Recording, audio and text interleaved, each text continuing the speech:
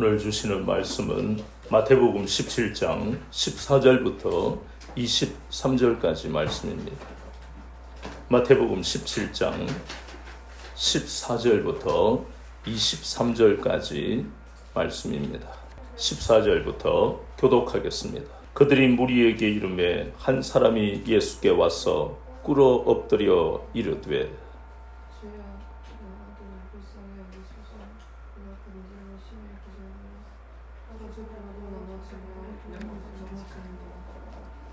내가 주의 제자들에게 데리고 왔으나 능히 고치지 못하더이다. 믿음이 없고 패역하는 자들아, 내가 얼마나 너희와 함께 있으며 얼마나 너희에게 참으리요. 그를 이리로 데려가 하시니라. 이에 예수께서 꾸짖으시니 귀신이 나가 아이가 그때부터 나으니라.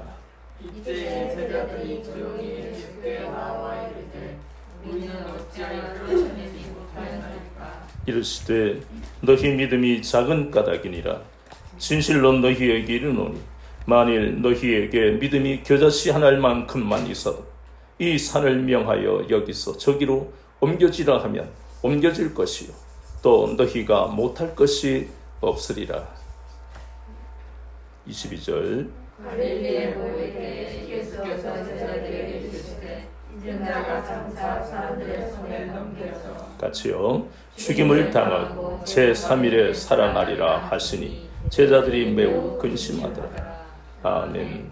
오늘은 마태복음 17장 14절부터 23절 본문을 통해 겨자씨 한 알만큼의 믿음 하는 제목으로 같이 은혜를 나누겠습니다. 우리는 지난 시간에 예수님이 베드로와 야고보와 요한을 데리고 변화산에 올라가신 그 변화산 사건을 보았습니다. 예수님의 생애의 5대 사건이라 하는 것을 우리가 알고 있습니다. 첫 번째는 우리가 잘 아는 성육신, 그리고 십자가의 고난, 그리고 부활하신 그 사건과 승천, 그리고 우리가 지난 시간에 보았던 변화산 사건. 이것이 예수님의 생애의 가장 큰 5가지의 사건입니다. 그 모든 사건 속에서 오직 한 가지, 지난 시간의 제목처럼 우리가 구원받을 수 있는 유일한 방법은 예수님을 믿는 것밖에 없다는 것을 그 사건들을 통해서 우리에게 깨닫게 하신 것입니다. 이 변화산에 올라갔던 베드로와 야고보와 요한은 지난 시간에 신비한 체험을 했습니다. 예수님의 얼굴이 해같이 빛이 났어요. 그리고 입고 있는 옷도 빛이 나더라. 이러한 체험은 유대인으로 있으면서 이런 체험을 한 사람이 없다고 할 정도로 너무너무 신비한 체험을 한 거예요. 그래서 제자들은 너무너무 놀랍고 황홀하기까지 한 겁니다. 그래서 그들은 초막셋을 짓고 하나는 엘리야를, 하나는 또 모세를, 하나는 예수님을 위해서 짓고 거기에서 이 황홀하고도 놀라운 신비 체험을 계속하고 싶었습니다. 우리도 그렇잖아요. 처음 예수님을 믿고 모든 죄의 사슬이 끊어지고 난 다음 우리는 이전에 느끼지 못했던 놀라운 기쁨을 맛보게 됩니다. 영적인 체험들을 하게 됩니다. 어떤 사람은 방언을 하기도 하고 어떤 사람은 은사를 체험하기도 합니다. 그래서 그 황홀하고 놀라운 체험으로 인해서 세상의 무거운 짐이 내려지는 그 은혜로 우리는 무엇이든지 다 할 수 있을 것 같고, 누가 나보고 선교사로 가라 하면 갈 수 있을 것 같고, 또 목사가 되라 하면 할 수 있을 것 같은 그런 시절이 다 있는 거예요. 그러나 예수님은 제자들을 데리고 산에서 내려오셨습니다. 우리는 이 대목에서 깊이 생각해야 될 것이 있어요. 은혜를 받으면 거기서 끝이 아니라 하나님이 우리에게 은혜를 주신 이유가 있다는 것입니다. 예수님은 베드로와 야고보와 요한을 데리고 그 변화산에서 놀라운 체험을 하게 하신 이유는 단 한 가지입니다. 산 아래는 여전히 삶의 자리에서 무거운 짐으로 신음하는 사람들이 있다는 것입니다. 그들에게 오직 예수님만 그 고통에서 건져주실 수 있음을 전해야 하는 사명이 있기 때문입니다. 그래서 산에서 내려오는 것입니다. 산 아래의 인생이란 의미가 무엇입니까? 창세기 3장 15절에서 17절까지의 말씀이 바로 산 아래의 인생, 우리가 무거운 짐을 지고 가는 인생이란 그 의미가 그 말씀에 있어요. 범죄한 아담과 하와에게 하나님은 저주를 내리시는데, 먼저 하와는 해산의 고통을 겪어야만 된다고 하셨고, 아담이 받은 저주는 이 땅에서 땀을 흘려야 그 수고로 인해서 먹을 것이다. 땅은 가시와 엉겅퀴를 낼 것이다. 이것이 인간이 받은 저주입니다. 이 저주에서 벗어날 수 있는 인생은 아무도 없습니다. 출애굽기 6장 6절에서는 또 구체적으로 애굽 사람들에 의해서 그 히브리인들이 무거운 짐을 지는, 다시 말해 우리가 잘 아는 대로 바로에 의해서 그 애굽의 국고성을 짓는 데 동원이 되고 감당할 수 없는 그러한 노동을 하면서 노예 취급을 받아서 사는 그 인생이 하나님이 없는 인생, 예수님을 믿지 않으면 그런 인생을 산다는 것입니다. 거기에서 끝나는 게 아니잖아요. 성경에서 또 보세요. 시편 90편 10절에는 우리 인생은 수고와 뭐밖에 없다고요? 슬픔밖에 없습니다. 우리가 얼마만큼 많이 가지고 얼마만큼 많이 배운 것하고 전혀 관계가 없습니다. 우리가 착하게 살고 교양 있게 살고 그런 가치관과 전혀 관계가 없이 모든 인생이 수고와 슬픔뿐인 인생을 살아갑니다. 이사야서 58장 6절에는 우리의 인생이 바로 흉악의 결박 속에 살아가고 멍의 줄에 묶여서 살아간다고 말씀합니다. 마태복음 4장 16절에 예수님은 우리가 그 예수님의 빛을 보기 전에는 우리는 모두 흑암과 사망의 그늘에 앉아 있었다고 말씀하고 있습니다. 에베소서 5장 8절에는 우리는 예수님을 믿기 전에 모두가 어둠에 있었다 말씀합니다. 이 모든 말씀들이 표현은 달라도 오직 한 가지, 저주를 받았다는 뜻을 이렇게 달리 표현하고 있는 것입니다. 그래서 우리 인생이 고달픕니다. 어떤 사람은 정말 열심히 일했어. 어떤 사람은 또 정말 열심히 공부했어. 그래서 좋은 직장에 들어가고 정말 행복하게 살아가는 것 같은데 어느 날 갑자기 찾아온 그러한 감당할 수 없는 일들 때문에 물질로도 해결이 안 되고 도무지 해결할 수 없는 그런 문제 때문에 사람들은 절망하고 그 모든 자신이 가진 것을 포기해버립니다. 그런 이야기들을 얼마나 많이 봅니까? 그렇게 사랑했던 그 아들, 그 딸, 정말 결혼하고 5년이 지나도 자녀가 없었는데 수많은 여러 가지 시도 끝에 얻은 그 자녀, 참으로 불행한 일을 당해서 부모 곁을 먼저 떠날 때 그 부모의 평생의 삶은 기쁨이 사라지고 부모가 또 어떤 경우에 자녀가 행방불명이 되면 그 자녀를 찾기 위해서 직장을 그만두고 전국 방방곡곡을 다니 물질이 있는 부유한 집안이지만 인간관계, 형제와 또 아들과 아버지의 관계가 힘들면 그 집안에는 고통밖에 없고 형제끼리 고소하고 우리가 살고 있는 이 삶이라는 것이 물질이 있으면, 권력이 있으면 행복한 삶을 살 수 있을 거라고 생각하고 그 길을 향해서 달려가는 사람들이 대부분입니다. 그런데 그들이 맞닥뜨리는 것은, 행복하다고 생각하는 것은 잠시만까지 인생의 마지막까지 불행이 떠나가지 않는 것이에요. 그것이 바로 예수님이 제자들을, 베드로와 야고보와 요한을 산 아래로 데려가는 이유이고, 우리가 예수님을 믿고 감당해야 할 사명이 바로 이러한 삶을 사는 인생들이 왜 이런 고통과 불행을 당하느냐, 그 모든 이면에는 죄의 문제가 있기 때문입니다.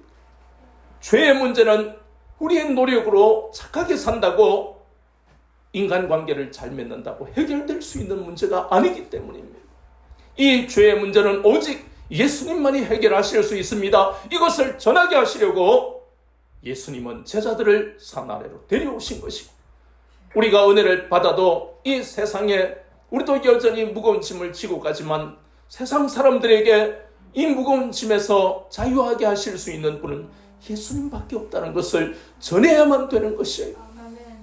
그래서 우리는 때때로 우리에게도 질병이 오고 우리에게도 물질의 문제가 오지만 여전히 포기해서는 안 되는 것이 바로 우리에게 예수님이 맡기신 이 사명을 감당해야만 된다는 것이에요.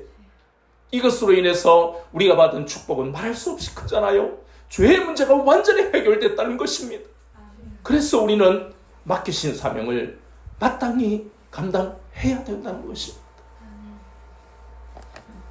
예수님은 산 아래에 내려오셔서 제자들을 보았더니 그 제자들은 간질에 걸린 소년을 치유를 못하고 있었어요. 이 제자들이 어떤 제자입니까? 마태복음 10장 1절에서 8절까지의 말씀을 보면 이 제자들은 예수님께 모든 능력을 다 받았어요. 병을 치료하고 귀신을 쫓아내는 능력을 받았어요. 그런데 그들이 왜 치료를 못했을까? 그들에게 무엇이 작기 때문에? 믿음이 작기 때문에. 그래서 예수님은 뭐라고 오늘 본문에 말씀하십니까? 그 말씀에 보니까 17절 말씀에 믿음이 없고 패역한 세대여, 내가 얼마나 너희와 함께 있으며 얼마나 너희에게 참으리요. 이 말씀은 제자들에게만 하신 말씀이 아닙니다. 여기에서 뭐라 그랬습니까? 패역한 세대다. 왜 패역한 세대입니까? 뭐가 없었어요? 믿음이 없어서 패역한 세대라는 것입니다. 악한 짓을 하기 때문에 패역한 세대가 아니고, 믿음이 없으면 악한 짓을 할 수밖에 없어요. 남에게 사기를 치고, 우리나라는요 사기 공화국이라고 합니다. 뻑하면 사기십니다. 보이스피싱만 사기가 아니에요. 사람들에게 얼마나 거짓말로 고통을 주는 그 거짓말 사기가 바로 마귀의 자녀라는 증거잖아요. 그러니 이러한 세대를 우리는 패역한 세대라. 예수님도 이 세대를 패역하다고, 우리가 살고 있는 세대도 패역한 세대인 거예요. 그래서 예수님은 무리들에게 이 패역한 세대예요. 그리고 그 근처에 있는 유대 종교 지도자들에게도 패역한 세대예요. 그리고 믿음이 작은 제자들에게도 패역한 세대예요. 오늘을 살아가는 우리에게도 패역한 세대예요. 뭐가 없으면? 믿음이 없으면 모두가 패역한 세대가 되는 것입니다.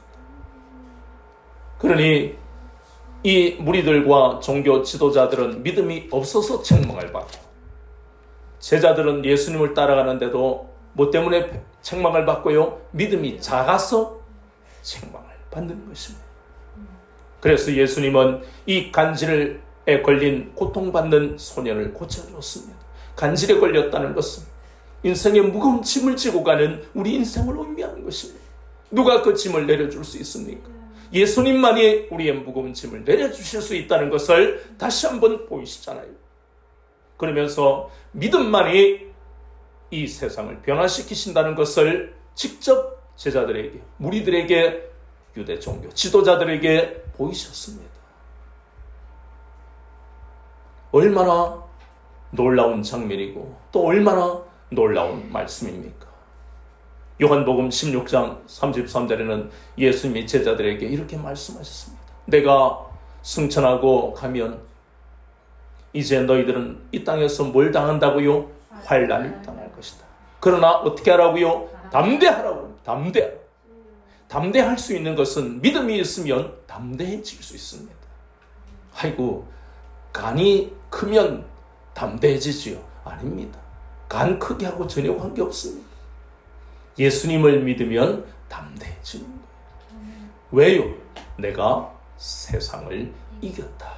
세상과 마귀를 이기신 분이 바로 예수님이시기 때문에 담대하라는 것입니다. 우리의 살아가는 현실에는 정말 우리는 고통을 겪을 수밖에 없는 현실, 그 현실 속에 우리가 있어요. 그래서 우리가 담대해질 수 없는 것은 끊임없이 우리는 우리 자신을 생각하고 나는 약하고 연약하고 간도 작고 가진 돈도 없고 인간관계도 항상 자신만 생각하니까 담대해질 수가 없는 거예요. 그런데 예수님은 담대하라고 하신 그 말씀은 예수님만 믿으라는 것입니다. 믿음이 없으면 담대해질 수 없다는 것이에요. 요한일서 5장 4절 5절에 예수님은 뭐라고 하셨습니까? 하나님의 아들 예수 그리스도를 믿는 믿음만이 담대하게 세상을 이길 수 있다. 그렇게 말씀하시잖아요. 아멘. 그래서 우리가 깨달아야 되는 것은 이렇게 힘든 인생을 살아가고 고통을 받을 때마다 우리는 이 예수님의 생명의 말씀을 붙들어야 된다는 것입니다. 예수님이 산 아래에 내려오신 것은 무리들에게, 유대 종교 지도자들에게, 그리고 사랑하는 제자들에게 이 위로의 말씀과 능력의 말씀을 통해서 어떤 삶이 복된 삶인가를 깨닫게 하시려고 산 아래 내려오셔서 신앙의 본을 보신 겁니다. 어떻게 할 것이냐. 예수님은 때가 되면 말씀하신 대로 부활하시고 승천하셔서 하나님의 보좌 우편으로 가십니다. 그러나 이 땅에 남아있을 제자들을 생각하면 예수님의 마음이 얼마나 무거우시겠어요. 예수님이 보신 제자들은 아직까지 연약하니까. 그래서 시간이 날 때마다 예수님은 제자들을 위해서 기도하셨어요. 우리 부모도 마찬가지입니다. 목사도 마찬가지예요. 신앙의 선배들도 다 똑같은 마음이에요. 우리 자녀들이 내가 있을 동안에 믿음이 잘 자랐으면 좋겠다. 내가 있을 동안에 성도들의 믿음이 잘 자랐으면 좋겠다. 이러한 마음으로 우리는 한결같은 마음으로 자녀를 위해, 성도를 위해 기도하는 거예요. 왜냐하면 이 하늘에 있는 제자들이 겪는 이 고통, 예수님을 따르는데도 이기지 못하는데 예수님을 믿지 않는 사람들은 얼마나 더 큰 고통을 겪겠느냐. 그래서 예수님은 베드로와 야고보와 요한을 통해서 황홀하고도 놀라운 신비한 체험을, 그리고 나머지 제자들은 계속해서 예수님의 사역 가운데서 이러한 체험들을 하게 하시는 이유는 이 땅에서 우리가 영성이라 부르는 그러한 믿음에 충만한 신앙이 아니고서는 이길 수 없는, 그래서 믿음에 대한 것, 영성에 대한 것을 보여주셨다는 겁니다. 우리는 기독교의 역사에서 여러 가지 사실들을 잘 압니다. 그 중에 기독교라 부를 수 있는 것은 바로 마가 요한의 다락방에서 교회가 처음 창설이 되었는데 그걸 우리는 예루살렘 교회라 그럽니다. 그리고 그리스도인이라 부르는 것은 안디옥 교회에서 처음 이루어진 거예요. 그래서 결국은 예루살렘 교회나 안디옥 교회 이후로는 바로 기독교라 부르는 거예요. 거기서 한 줄기 이렇게 옆으로 나온 것이 가톨릭입니다. 가톨릭에서는 자기들이 먼저라지만 그거는 우스운 이야기고, 성경 속에서 기독교의 시작은 마가 요한의 다락방에서 시작이 된 겁니다. 그리스도인이라는 게 바로 기독교인을 의미하는 것이지 않습니까?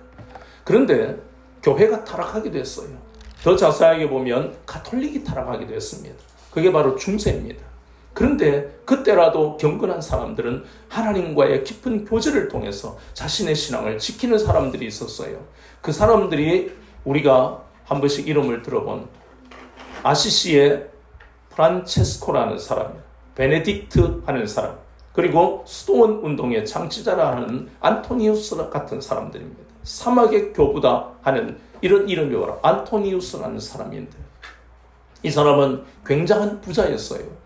그런데 성경을 읽다가 너의 재산을 가난한 사람에게 다 나누어 줘라 하는 그 말씀에 큰 충격을 받고, 그렇구나, 이것은 내 것이 아니구나. 그래서 자신의 재산을 다 팔아서 일부는 동생들에게 나누어 주고 대부분은 가난한 사람들에게 다 나누어 주고, 자신은 경건을 위해서 사막으로 갔습니다.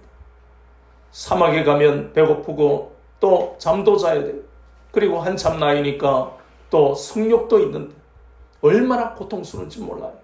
악한 영들은 끊임없이 야 자라, 그리고 먹어야 살지, 그리고 성욕을 네가 어떻게 이길 수 있어.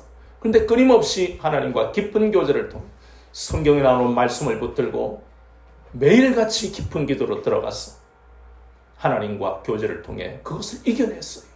놀랍게도 이 안토니우스라는 사람은 90년 동안 경건 생활에 흐트러짐이 없이 하나님이 먹이시고 간단한 음식으로도 건강하게 103세에 소천하셨는데 눈이 흐려지지 않고 이가 그대로였다고 합니다.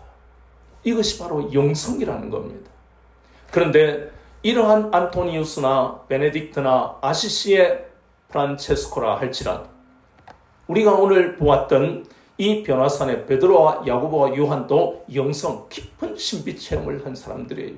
그런데 우리가 알아야 할 것은 나 홀로 영성은 아무 의미가 없다는 것입니다. 우리가 은혜를 받았으면 이 고통 많은 세상, 무거운 짐을 지고 가는, 그래서 그 짐으로 인해서 신음하는 사람들의 고통을 외면해서는 안 된다는 것입니다. 내가 물질과 질병의 어려움이 있다 할지라도 주님이 우리에게 맡기신 이 사명은 결단코 감당해야만 하는 것입니다. 홀로 영성은 우리도 애를 쓰면 할 수 있겠죠. 그러나 그렇게 홀로 구원받아 천국에 갔다 할지라도 다른 사람에게 이것이 무슨 상관이 있느냐는 것입니다. 예수님은 그렇게 홀로 영성을 말씀하는 것이 아니라 그 변화산에서 제자들을 데리고 내려오셨어요. 우리의 삶의 자리에서 고통당하는 사람들을 외면하지 말고 그들에게는 오직 복음의 능력, 예수님을 믿는 믿음으로 그들에게 다가가라고 말씀하고 있는 것입니다. 우리는 이제 은혜를 받았기 때문에 예수님이 우리의 주와 그리스도가 되심을 전해야 된다는 것입니다. 그래야만 능력이 나타나는 것이에요. 우리가 먼저 예수님이 우리의 주와 그리스도가 되심을 믿을 때에 우리에게서 능력이 나타납니다. 이 믿음은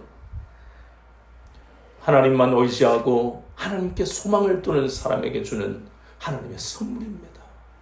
얼마나 놀라운 선물인지 몰라요. 우리가 잘 알다시피 사무엘상 14장 6절에 보니까 마병 6,000명과 병거가 30,000대, 바다의 모래알보다 더 많은 백성들이 있는 그 블레셋을 어떻게 이기겠습니까? 우리 현실이 때때로 이런 현실 아닙니까? 그러나 이스라엘에는 믿음의 사람 요나단이 있었어요. 그 요나단은 사무엘상 14장 6절에서 하나님 앞에 이렇게 고백합니다. 여호와의 구원은 사람의 많고 적음에 있는 것이 아닙니다. 이 놀라운 신앙의 고백과 선포로 인해서 감당할 수 없는 그 블레셋을 향해서 달려갈 때 하나님이 역사하시고 그 블레셋을 이기게 하셨습니다. 또 믿음의 사람 다윗은 블레셋의 골리앗 앞에서 떨고 있는 이스라엘 군사들 앞에 나갔어. 그리고 사울 왕 앞에 사무엘상 17장 45절에는 내가 목동일 때에 나는 호랑이나 곰이 올 때 사자와 곰 앞에서 하나님이 나를 지키실 것을 믿고 선포했더니 하나님은 사자와 곰의 발톱으로부터 나를 지키셨습니다. 이 고백을 이스라엘 군사와 사울 왕 앞에 하는 놀라운 믿음을 보였습니다. 하나님이 그들에게 믿음을 선물하셨다는 겁니다. 마가복음 16장 17절 18절에는 믿는 자들에게는 이런 표적이 따릅니다. 그들이 귀신을 쫓아내며 새 방언을 말하며 뱀을 집으며 무슨 독을 마실지라도 해를 받지 아니하며 병든 사람에게 손을 얹은즉 나으리라. 아멘. 야고보서 5장에도 장로들은 아픈 사람을 위해 기도하라고 그랬습니다. 그런데 그 병 낫는 역사는 엘리야만 하는 게 아니라 엘리야도 우리와 성경이 같은 사람이다. 그 말씀들을 하는 이유는 어려움을 만난다 할지라도, 때때로 핍박을 받는다 할지라도 믿음을 지키는 사람에게는 하나님이 놀라운 능력을 나타내신다는 겁니다. 히브리서 11장 37절은 바로 환난과 핍박 속에서도 믿음을 지키는 사람들, 세상이 감당할 수 없는 사람으로 하나님이 만드신다는 겁니다. 아멘. 세상이 얼마나 거대합니까? 이 나라가 얼마나 잘 살고 있어요. 물질로 다 보잖아요. 옷 매무새를 보면, 옷차림을 보면, 신발을 보면 저 사람이 어느 정도 살겠다는 걸 다 압니다. 그런 시대를 살아요. 없이 보이고 그런 불쌍하게 생각, 돈 없으면 못 살아요. 그런 세상을 어떻게 이깁니까? 그런데 예수님은 오늘 말씀하시잖아요. 세상을 이길 믿음은 바로 이것이니 하나님의 아들 예수 그리스도를 믿는 믿음이다. 분명하게 우리에게 말씀하시잖아요. 예수 그리스도를 믿는 믿음이 있으면 세상을 이길 수 있다라고 분명하게 말씀하고 있습니다. 다윗이 양을 지켜야 하는 목동의 그러한 입장에서 그가 무슨 태권도, 합기도, 쿵후, 권투 다 합쳐서 한 20단 돼요? 아무것도 할 수 없는 소년이에요. 무술을 배운 것도 아니에요. 그런 그가 늑대가 오고 호랑이가 오고 사자가 오고 곰이 올 때 얼마나 무섭겠어요. 그 소년이 얼마나 고통스럽겠어요. 그럴 때마다 다윗은 하나님, 이 양들을 지키기를 원합니다. 하나님, 양 한 마리라도 물려가지 않도록 지켜주세요. 얼마나 기도했겠습니까? 그 기도가 바로 시편 18편 2절 아니에요. 어릴 때부터, 목동일 때부터 기도했던 그 하나님을 향한 기도, 그 고백. 여호와는 나의 방패시요, 나의 반석이시요, 나의 구원의 뿌리시요, 나의 산성이요 요새시다. 이 고백이 평생을 자신의 마음속에 새기고 고백하고 살았다. 믿음의 사람 아닙니까? 그럴 때 하나님께서는 시편 27편 1절을 보세요. 이 땅에 많은 믿음의 사람들이 믿음으로 살아갈 때 여호와는 나의 빛이시요 구원이시니 내가 무엇을 두려워하고 누구를 무서워하리. 이런 고백이 절로 나와진다는 것입니다. 시편 39편 7절에 나는 오직 주께만 소망을 둡니다. 이러한 고백들이 나올 수 있는 것은 바로 믿음의 사람이라는 그런 표시예요. 우리가 이러한 믿음을 가지고 고백하며 나아갈 때에 하나님은 놀라운 능력으로 우리를 인도하십니다. 날마다 우리가 말씀을 붙들어야 되는 이유는 로마서 10장 17절 믿음은 들음에서 나기 때문에. 말씀이 없으면 믿음도 없습니다. 믿음은 지속성이 없는 거예요. 오늘 충만한 믿음을 가졌더라도 다음 주에 믿음이 떨어질 수 있는 것이 우리들입니다. 이러한 믿음의 지속성이 없음을 우리가 깨닫는다면 날마다 말씀이신 예수님을 늘 모시고 그래서 그 말씀을 통해 믿음을 공급받을 때에 우리는 세상이 감당할 수 없는 사람들이 될 수 있는 겁니다. 아멘. 우리가 이길 수 있는 것은 아무것도 없다는 걸 알아야 됩니다. 돈이 있다고요? 천만의 말씀. 누가 와서 사기치면 몇 억, 몇십억은요 그냥 날아가 버려요. 그냥 사업 같이 하자 해가지고 몇 억, 몇십억 날아가. 보이스피싱 당해서 돈이 날아가. 또 돈 모아놨는데 갑자기 내 아내와 내 자녀가 불치병에 걸려 치료하다가 몇 억 날아가. 돈은요 순식간에 날아갑니다. 어떻게 이기겠습니까? 예전에 TV에 보니까 어떤 프로에 할아버지 한 분이 매일같이 산에 올라가서 운동을 하십니다. 사람들이 왜 운동을 하십니까? 하니까 불치의 병에 걸려서 병원에서 치료받고 있네요. 그 아내가 나을 때 내가 그 아내를 부축하고 도울 수 있으려면 내가 힘을 길러야 됩니다. 참 지고지순한 사랑 아닙니까? 그 나이까지 아내를 사랑하는, 참 저도 감동이 되더라고요. 그러나 감동이 되지만 신앙인으로서 바라보면 아무리 아내를 사랑하고 물질로 그 병원에 이렇게 치료에 여러 가지 좋은 약을 쓴다 할지라도 그분이 다시 젊어지거나 건강한 몸으로 젊은이처럼 살아갈 수는 없는 겁니다. 때가 되면 질병에 걸리든 어떻든 인간은 가는 거예요. 그런데 우리가 이 땅에 살면서 그러한 두려움 없이 죽음에 대한 두려움, 질병의 고통, 그 질병에 대한 두려움 없이 살아가며 우리의 마음속에 세상이 줄 수 없는 기쁨과 평안을 얻는 것은 오직 예수님을 믿는 믿음밖에는 없다는 것입니다. 아멘. 이 믿음은 돈을 주고 살 수도 없는 것이고 이것은 예수님을 믿지 않으면 절대로 받을 수 없는 것입니다. 날마다 우리는 이렇게 말씀을 통해서 믿음을 공급받고 그래서 이 땅에 우리에게 맡기신 제자들에게 맡기신 것처럼 너희는 모든 민족을 제자로 삼아 아버지와 아들과 성령의 이름으로 세례를 주고 아버지가 분부한 그 모든 것을 가르쳐 지키게 하라는 이 사명을 감당하기 위해서는 믿음이 없으면 할 수가 없어요. 또 우리가 이 땅에서 어려움을 만나서 예수님을 떠나지 않고 믿음을 끝까지 지킬 수 있는 그것은 오직 말씀을 통해서 날마다 공급받으면 가능하다는 것입니다. 아멘. 우리의 입술에서 우리의 손에서 말씀을 놓지 마시고 그래서 부르시는 그날까지 믿음으로 살면서 세상이 감당할 수 없는 인생을 사시는 여러분 되시기를 주 예수 그리스도 이름으로 축원합니다.